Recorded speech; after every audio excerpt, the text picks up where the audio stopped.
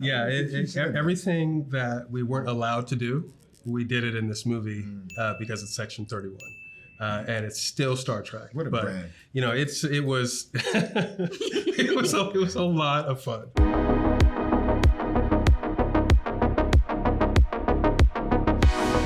They sent me the Section 31 trailer last night. Totally not what I was expecting, but like in the best way. It's nuts. So good. Great for you to say, bro. Yeah. I just, oh my gosh. And I'm so excited for people to see it. And like literally the first thing that popped into my head, like after watching, was like, I want to see this in a theater. Like I know it's coming to Paramount Plus, but like, same way. is there a possibility? Is that still in the cards for possibly a limited showing in like theaters or something like that? Yeah, who knows? You know, you never know. But we certainly made it for the big screen, and we've got actors that just feel like they should be there. But you know, P+ is a wonderful way to watch this thing, and you can pause and go to the bathroom if you need to. Try not to. Watch it all the way through for the cohesion of the story, but you can if you need to. Yeah, what he said. But see to your needs. Yeah. Don't deny your needs.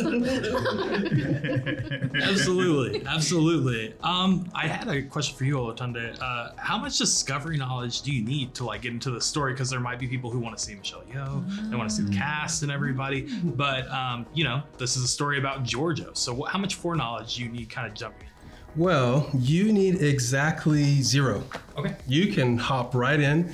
If this is your first Star Trek that you ever see, it is a great way to start. So it is its own contained movie. We introduce you to an unbelievable cast of characters that will stay with you in ways that are unexpected within the Star Trek universe. You know, Starfleet has a particular set of ideals and morals and aspirations. And I would say Section 31 also has a particular set of ideals and aspirations, but they both have different ways of accomplishing the same thing. And Section 31 is there to do things in ways that are that Starfleet can't, in a special ops sort of way.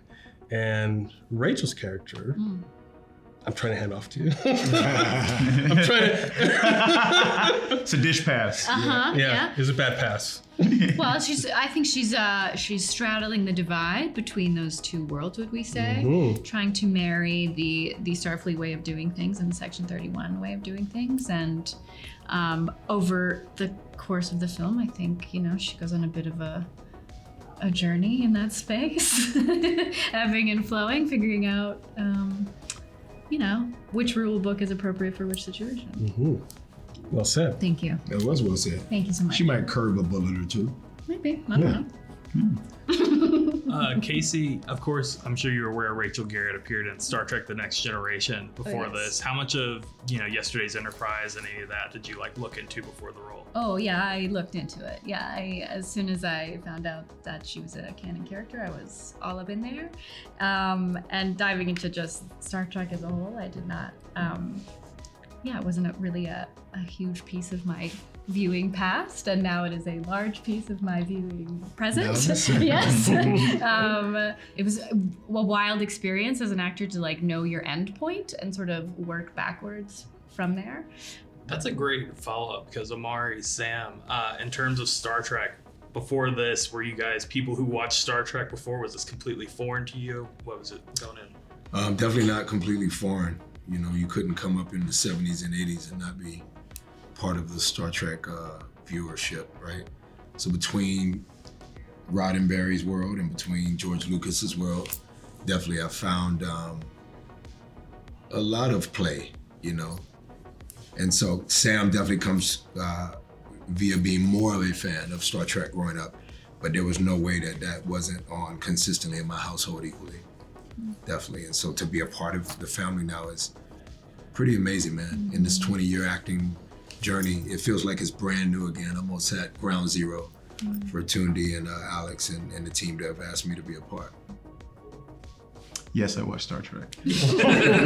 I'm a big time Star Trek watcher. Every iteration, every genre. It's like Star Trek is, you know,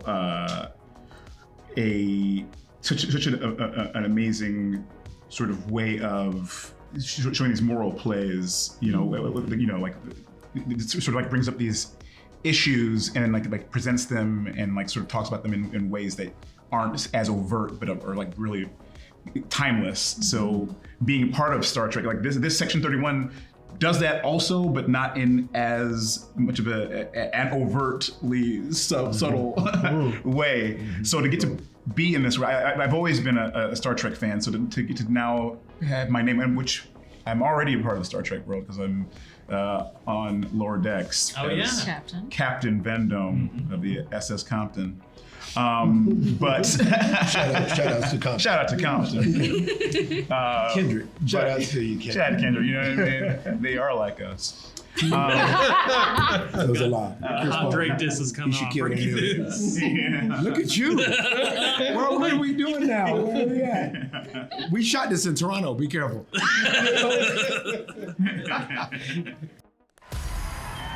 Philippa Giorgio, you're a tyrant who murdered her own people by the millions. The past always catches up with you.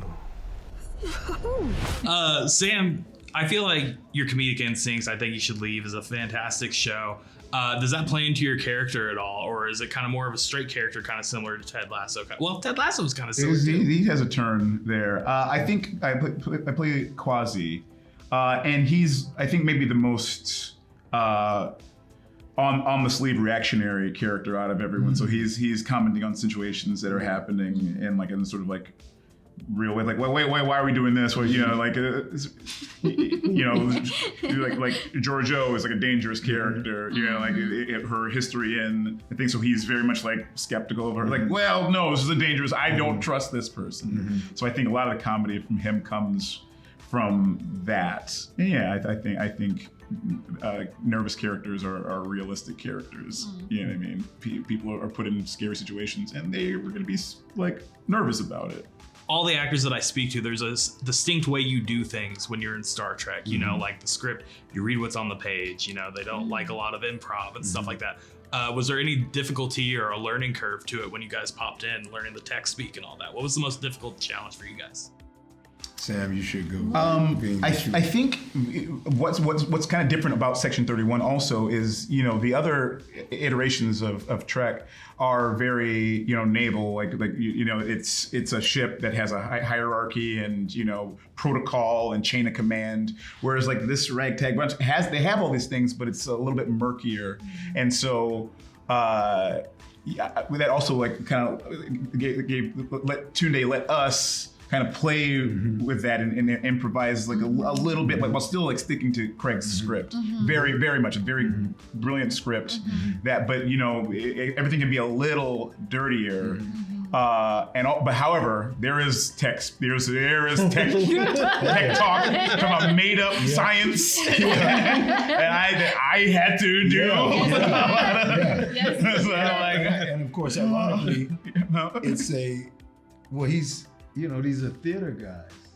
And Sam is one of the greatest improvisational actors of our generation. So at times you saw his desire to be of structure. And like, I need to, because you're still disciplined. You come from theater, you're disciplined. But at times Toonie was almost like, no, you got it. I hired you to do what you do very well. And so we played tennis in a way that maybe on prior projects we hadn't been able to play tennis with great mates who had your back, because improv was sort of allowed. And Sam knows it better than me, but I was like, really, can we, it feels of Shakespeare-ish. It's Star Trek. But Toonie and Alex wanted us to be a ragtag motley crew, a rogue version of Star Trek. So we had to come up with some improv. And some of yours even landed as Starfleet commander. Hello. Well, my whole last audition, you gave me a whole scene and you were like, don't memorize it. You're like, some cool stuff. But you don't get to do that in Star Trek. That's a privilege. Right? You don't get to do that. It was amazing. Totally different. It was great. Yeah, Just totally figure out different. what happens and then find your way through it. We spent many years in Discovery. It's just the script, right? It's very naval. It's very military. As Sam was saying. So what a wonderful thing to be able to put together a group of actors who get to use their imagination to reinterpret scenes in a different way. But also keeping to the spine of what Craig wrote. It was an unbelievable freeing experience. Very different for me as well.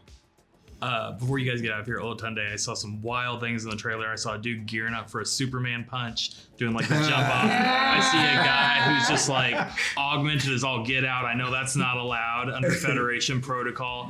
I'm expecting we might see some wild shit in this movie. Yeah. Is that what's on tap? You got a lot of things cooked up? Yeah, everything that we weren't allowed to do, we did it in this movie because it's Section 31. And it's still Star Trek. What a brand. You know, it was it was a lot of fun. It was a lot of fun.